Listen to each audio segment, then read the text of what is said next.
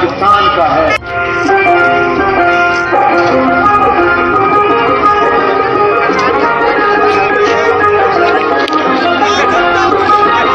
तमाम मुद्दे हैं उनको लेकर और आसपास के गांवों को स्टूल रोटी।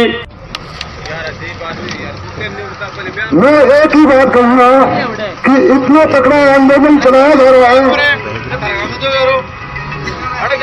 पिछले जब से किसान आंदोलन चल रहे हैं, आप किसान आंदोलन से लगातार जुड़ी हुई हैं, तो प्रमुख जो मांगे हैं वो क्या है, जरा विस्तार से हमें बताइए। हमारी 3 मांगे हैं।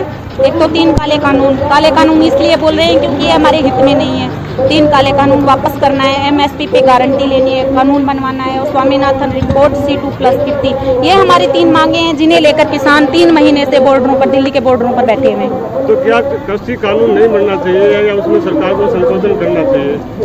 सरकार संशोधन तो कर रही है। सरकार खुद मान रही है कि ये जो कानून बनाए हैं उसमें कुछ ना कुछ खामियां तो हैं, तो उन लोगों ने ये स्वीकार किया और कह भी रहे हैं कि 18 या 19 संशोधन करने के लिए तैयार है। नियम तो 3 बनाए उन्होंने कानून, तो उसमें संशोधन 18 या 19 कुछ अलग नहीं लग रहा। अगर संशोधन इतने करने पड़ रहे हैं उनको, तो ये वापस क्यों नहीं ले सकते? वो कह रहे हैं कि किसानों के भले के लिए, जब किसान से ज्यादा किसान का भला कोई नहीं सोच सकता कि उसका भला किस चीज में है, तो वो लोग नहीं चाह रहे हैं, किसान नहीं चाह रहे कि भाई ये बिल हमें रखने हैं, तो उन्हें वापस लेने में क्या आपत्ति है? अगर सरकार वापस लेती है तो क्या कृषि कानून नहीं बनना चाहिए?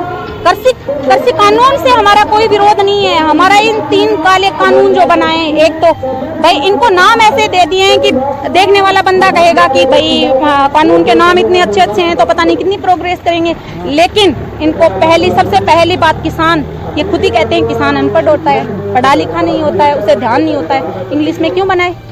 और फिर उसको गूगल से अगर हिंदी में करें भी तो कोई पढ़ सकता है। आप पढ़ के बता सकते हो कि उसमें क्या लिखा है क्या नहीं लिखा है। हाँ, अगर सरकार कह रही है, मोदी जी कह रहे हैं कि इससे फायदा है, तो आए जनता के बीच और हमें विस्तार से बताएं, हम उसी दिन घर वापस आ जाएंगे। एक बार भी उन्होंने नहीं आए, इधर उधर बातें करने से कुछ नहीं होगा कि ये किसानों के हित में है तो बताओ। हाँ, विपक्ष में है, किसानों के लिए ये खतरा है, वो हम बताएंगे उन्हें। सरकार कह रही है कि कुछ लोग कानून के पक्ष में, आप गांव में घूमते हैं, क्या आपका किसी किसान से सामना हुआ है जो पक्ष में है? हाँ, गाँव में हमारे देश में 70% आबादी किसान की है। किसान को देश की रीढ़ की हड्डी माना जाता है। मैं यहाँ घूम रही हूँ, मैं अभी तो यहाँ आई हूँ अपने इलाके में, जैसे चूरू में, यहाँ देख रही हूँ हर घर का छोटा सा बच्चा जो यूँ मान लो बोलना शुरू करता है तो वो तुतलाती आवाज में कहता है मोदी मुर्दाबाद, मोदी मुर्दाबाद। क्योंकि हम लोग जागरूक हो चुके हैं और हम अपने बच्चों को दिन रात इन कानूनों के बारे में बताते हैं। तो ये जागृति गाँवों में भी है, गाँवों में भी यही हाल है कि लोग अब वो वाला जमाना नहीं रहा है, किसान पढ़ा लिखा नहीं है, पढ़ा लिखा भी है और समझ में भी आता है, क्योंकि उन्होंने अपनी बेटियां बहुएं और बेटों को पढ़ा लिखा कर सरकारी नौकरियों पे बिठाया है। आगे क्या रणनीति रहेगी राजस्थान में किसान आंदोलन को तेज करने के लिए? तेज करने के लिए हमारी रणनीति है कि 23 तारीख को महापंचायत रखी गई है सरदारसर में, जिसमें हमारे किसान नेता आएंगे। तो हम वहाँ जब तक ये 23 तारीख है तब तक यहाँ किसानों में घूमेंगे, उन्हें महापंचायत के लिए इकट्ठा करेंगे और ज़्यादा से ज़्यादा मेरा राजस्थान उस महापंचायत में जाएगा और किसान की जो ये महापंचायत है उसमें मोदी जी देखेंगे कि राजस्थान भी एकजुट होकर पूरा देश किसानों के साथ। आज आप यहाँ टोल पे पहुँचे हैं, टोलिया जो टोल नाका है, या 10 गाँव के लोग 10 किलोमीटर दायरे में टोल पे काम करने की बात कर रहे हैं। बिल्कुल करवाएंगे, क्यों नहीं करवाएंगे? किसानों की ताकत है। जब तक ये हमारे 3 काले कानून वापस नहीं होंगे तब तक कोई भी टोल नहीं चलने देंगे, किसी का पैसा नहीं लगने देंगे, रेल नहीं चलने देंगे। आगे हमारी योजना भी है, रेलें भी रोकेंगे, क्यों नहीं रोकेंगे? सरकारी जितने भी काम है जिससे सरकार को फायदा होता है वो कोई भी काम हम नहीं करने देंगे, क्योंकि किसान अपनी फसल का टाइम है इस टाइम, फिर भी वो 3 महीने से बॉर्डरों पर बैठा है।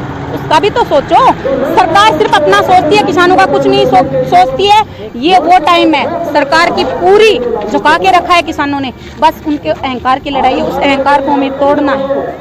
मैम, एक सोशल मीडिया पे पोस्ट करने वाले पे FIR दर्ज हो जाती है, एक गाना लिखने वाले कलाकार पे FIR दर्ज हो जाती है, गाना गाने वाले पे FIR दर्ज। इस तरह की समस्या अगर आप पे आती है, क्या मुकाबला करने के लिए तैयार है?